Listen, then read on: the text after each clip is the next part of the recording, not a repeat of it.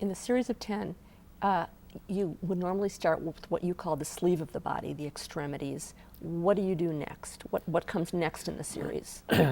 You sort of get the feet and legs under the torso correctly and get the legs functioning properly.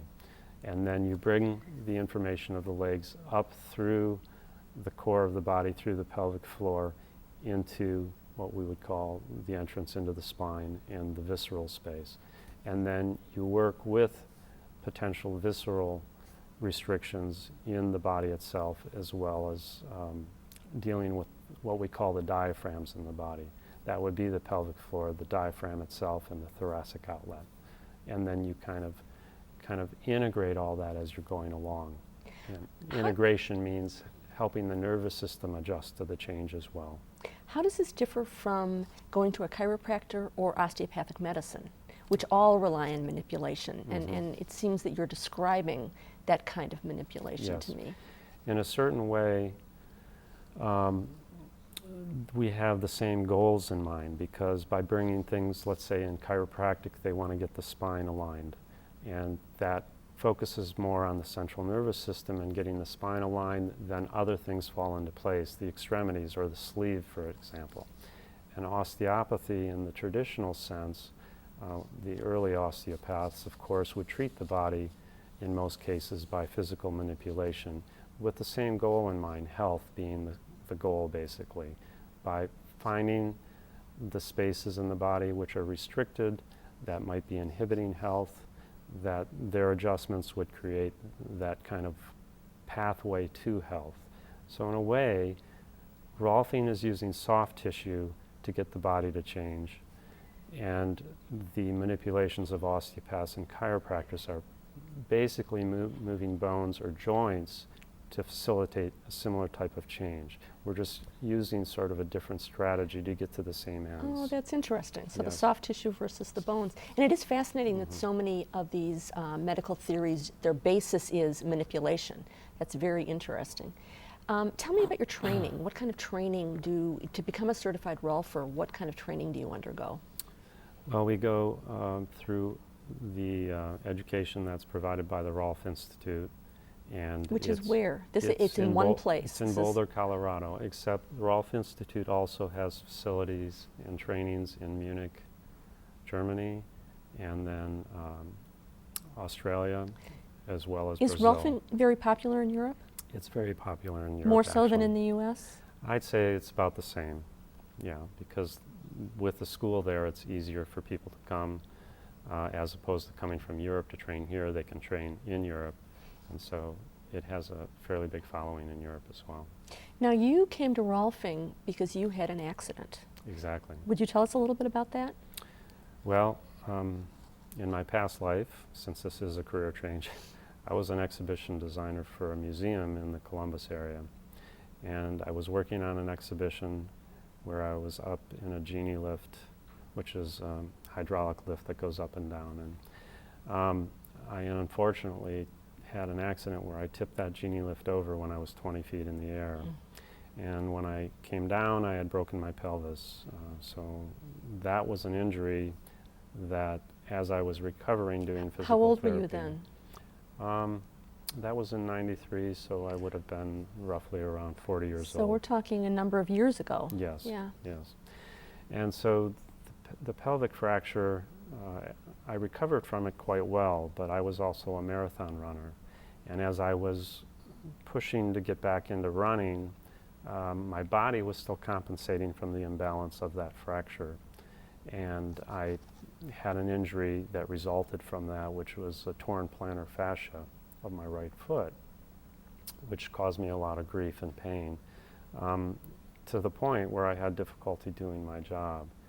So I tried a lot of conventional things like chiropractic and other types of treatment. I had orthotics made for me, and To put in your shoes. put in my shoes to help, but nothing seemed to really quite take the pain away.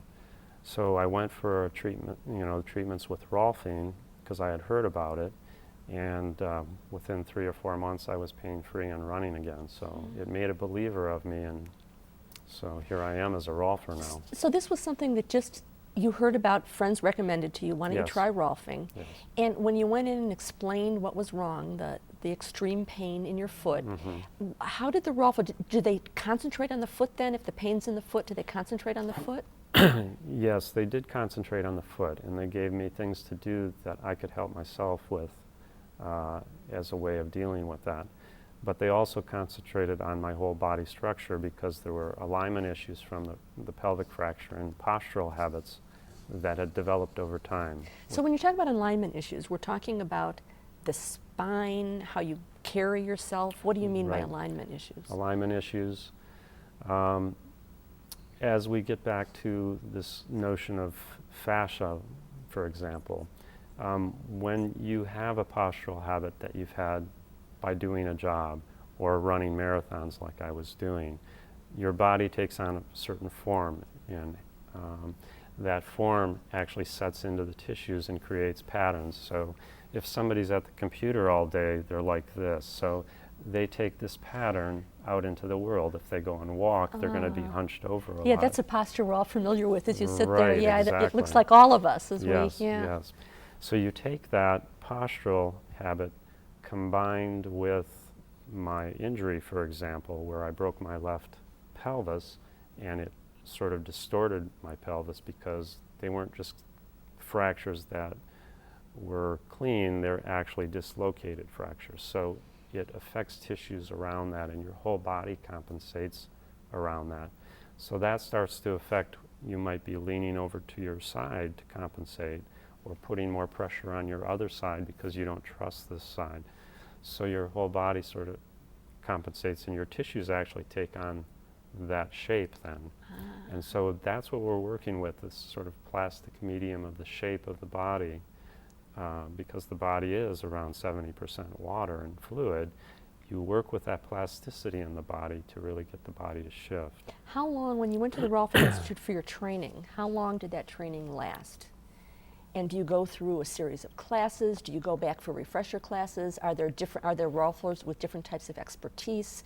Do you go back to learn more at some point? Yes. Well, the training can be either done in 10 months or 2 years. So you have a little bit of an option. They don't want you taking longer than 2 years to do the training. You go for 3 different segments of 8 weeks, which are intensives. And then you have clinicals in between, and then a lot of research. Do you learn a lot about anatomy as well? Is this Anatomy and physiology, of course ethics, of course, and then of course how the body the Rolfing itself works, and how to get people you said to change. ethics? Ethics, how you deal with clients, basically, as a So professional. they really give you a full, I mean, we're talking about a very full training. Exactly. And you have continuing education, and then you're expected to do an advanced training at some point. And what is advanced training? Advanced training is just giving you a different perspective on how to deal with people in different kind of conditions. In other words, people may come to you for carpal tunnel, or they have scoliosis, or specific accidents, car accidents, of course. Then do some Rolfers get a specific expertise if they're known for being able to deal with carpal tunnel, or does that happen that you can actually say that's your specialty? Some Rolfers do get categorized like that because that's what they seem to be good at, and or they have a community where a lot of clients might be coming for specific issues, and others are very diverse. They can deal with a lot of things, and hopefully, with your basic training, you can be very diverse with the types of problems that you can address. The important thing to remember is that Rolfing isn't only just for people who are in pain or injured. It's sort of just good general maintenance to take care of yourself. And if people, for example, if you didn't align the wheels on your car, eventually those tires are going to wear down quicker, the parts under your front end are going to wear down quicker and whatnot. And if you didn't change your oil, your engine's going to break down quicker. Well, I think sometimes people take better care of their cars than they do of their own human bodies. And so Rolfing is just a good general sort of sense and treatment to keep your body aligned. And when you keep your body aligned, everything just works better at the cellular level. You're just going to have better health and better use of your body. So in a way, people don't have to come to my door just because they're injured. I would encourage people to come because they want to take care of themselves.